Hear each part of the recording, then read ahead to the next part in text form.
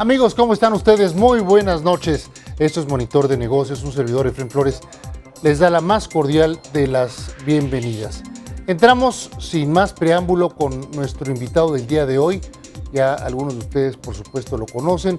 Él es Luis Sánchez Galguera, socio de Impuestos y Servicios Legales de Deloitte.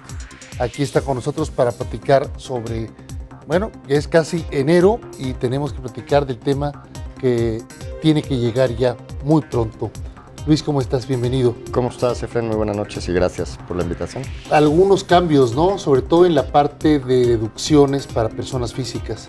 Sí, efectivamente, como lo habíamos venido platicando, ya corrió el proceso legislativo. Estamos esperando la publicación en el Diario Oficial de la famosa reforma que hemos venido discutiendo a lo largo de este último mes. Como dices, ya estamos en enero prácticamente y particularmente del lado de las personas físicas, pues algunos cambios que hay que tomar en cuenta, sobre todo en el arranque, porque cambia y cambia sustancialmente.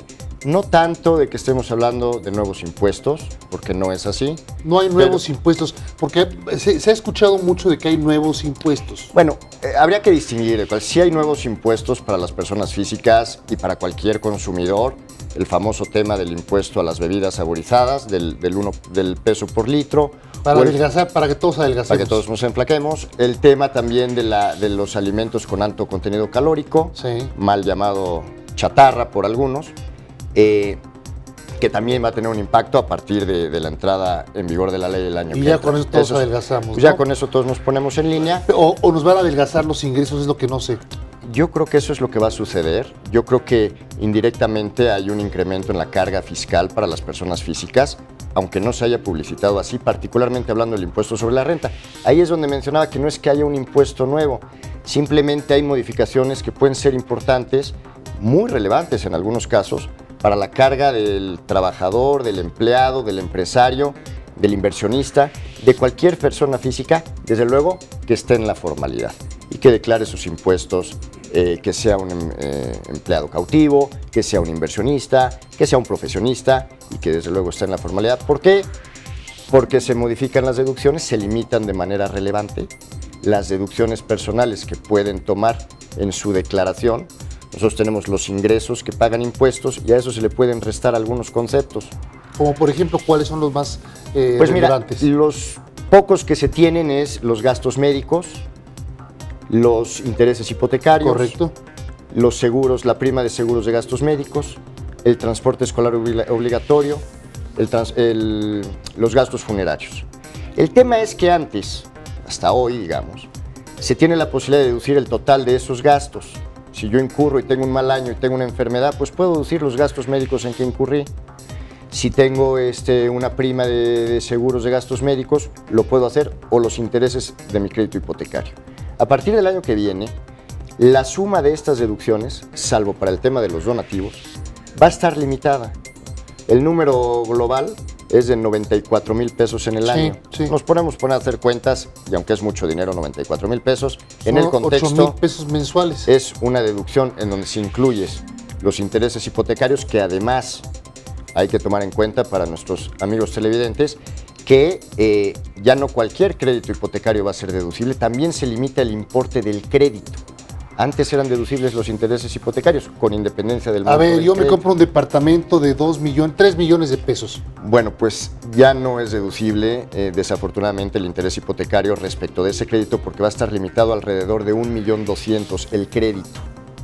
De manera que los intereses de créditos superiores a ese importe ya no serán deducibles. O sea que a los 3 millones le resto 1.200.000 que sí va a ser deducible. Solo serían deducibles. La interpretación me parece correcta, sería que solo respecto del crédito de 1.200.000, los intereses asociados a esa porción del crédito. Y el 1.800.000. Y el resto no sería agárrate, deducible. ¿no? Pues Eso tengo no que sería pagar deducible. los impuestos. En el caso de gastos médicos, también una buena recomendación será, ya no los podemos pagar en efectivo.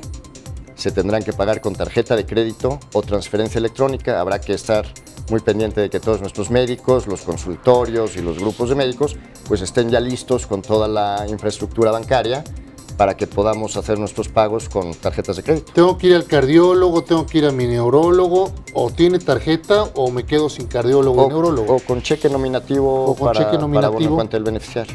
Y él me entrega un recibo deducible. de honorarios deducible. ¿Físico el recibo? Bueno, esa es una discusión interesante, el tema de la migración a la era digital y a los comprobantes fiscales digitales. Hay toda una modificación en la ley para obligar a los contribuyentes a la emisión, incluyendo a los doctores, de comprobantes fiscales digitales. Tener una plataforma, el SAT prevé que su plataforma tecnológica va a dar la posibilidad de dar servicio, digamos, a los contribuyentes para colgarse de ahí y poder emitir los comprobantes digitales, pero ya el tema de lo físico no es relevante, el tema es que se cumplan los requisitos del famoso CFDI, así se llama coloquialmente, pero no, vamos a la era digital y se están eliminando muchas alternativas que había para simplificar estos procesos, sobre todo para contribuyentes que quizá por su tamaño, por su infraestructura o por sus posibilidades de inversión no tienen las capacidades para ir al tema de la computadora, desafortunadamente por las circunstancias que imperan en nuestro país, ¿no? Claro. Ahora, por ejemplo, tú mencionabas hace un momento también el transporte escolar obligatorio. Sí. Ese sí va a seguir siendo... Sigue siendo. Estos conceptos deducible. que mencioné siguen siendo deducibles. El tema es que ya está limitado el importe a 2 salarios mínimos o a 94,000 pesos, lo que resulte mayor. Todo acumulable. O sea, exacto. Sumo mis gastos médicos, sumo mi hipoteca, sumo mi transporte escolar, mis gastos funerarios. No, pues ya me sobró. Y lo que me dé no puede ser más de 94. Está en función de salarios mínimos, hoy en día son 94,000 y cachito pesos. O sea, o me enfermo, escojo, o me enfermo o transporto a mis hijos. O se me muere alguien, no. O si me muere alguien, pues pago toda la caja, o sea, o lo meto en bolsa de plástico. Exacto. Digo, parece irónico, ¿no? Pero es que es a lo que me llevan, a dejar de consumir. Sí, y por otro lado... Porque me están invitando o sea, por supuesto, a pagar los impuestos, eso es indiscutible. Pero además a no consumir, porque ahora tengo que restringir mi gasto para poder pagarle al señor gobierno. Pues sí, nos parece que no es proporcional el hecho de castigar el tema de la posibilidad de tomar esas pequeñas deducciones que tenían derecho las personas físicas a incorporar en su declaración, que las limiten de esa manera, pues hace que el impuesto no necesariamente guarde el principio de proporcionalidad, ¿no? Entonces no encontramos una razón más que el tema de la eminente recaudación que esto puede provocar, y efectivamente pues puede generar varias cosas. Puede generar que a lo mejor no pidas recibo con el doctor, tienes la complicación del efectivo. Ya nos vamos a la parte informal entonces. Volvemos a discutir el tema de la informalidad, que no son alicientes, digamos, para invitar a la formalidad, ¿no? Que es lo que deberíamos de buscar. Claro, voy a buscar pagar al doctor con efectivo y él que no me dé recibo mejor, ¿no? Pues a lo mejor así me sale más barato. Digo, no estoy diciendo que sea lo correcto, ni mucho menos. Lo que estoy diciendo es que pero es parece una política que estando totalmente de acuerdo con que hay que bancarizar toda la cuestión de los médicos, por ejemplo, de cualquier prestador de servicios, sí, estando de acuerdo con eso, lo que no hace sentido es que me limites la deducción, porque entonces me inhibes esa conducta. Dicho de otra manera, si yo pudiera deducir todos mis gastos médicos, pues a todo mundo le pagaría con tarjeta y pediría recibos. Y le voy a pedir a todo mundo recibo. Pero si me inhibes las deducciones, pues oye, mejor me uno a la banda, ¿no? Mejor que me salga más barato. Ahí no la pensaron bien los señores del gobierno. Pregunto porque no lo sé.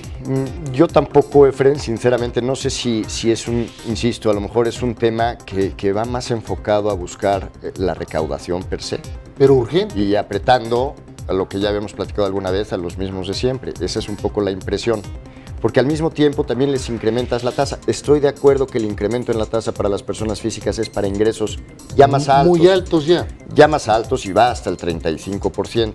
Pero también les grabas la percepción de dividendos en caso de que los reciban. En fin, es todo un conjunto de medidas que, pues, desde luego que las personas físicas deberán estar muy atentas para al principio de año tomarlas en consideración.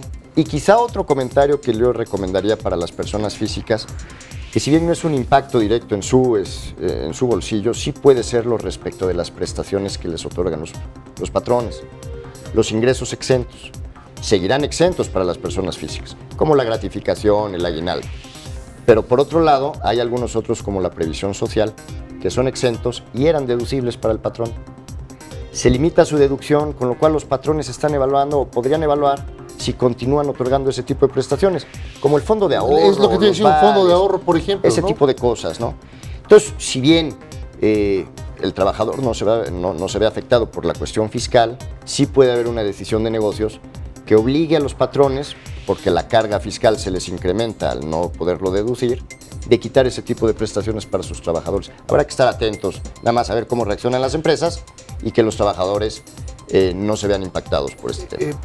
¿Qué te parece, Luis, si nos acaba el tiempo desgraciadamente, pero que la próxima semana sigamos con este tema y con personas morales también, que seguramente habrá mucha gente interesada en el tema en materia de personas morales?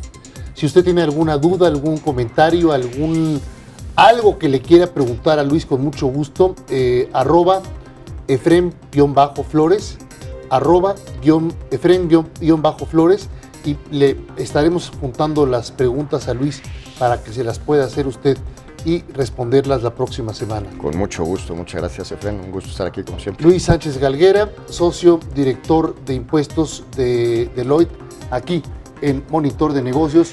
Gracias, amigos, nos veremos mañana a las 7:45 de la noche con más información, por supuesto, aquí en Monitor de Negocios. Hasta entonces, gracias, descanse, muy buenas noches.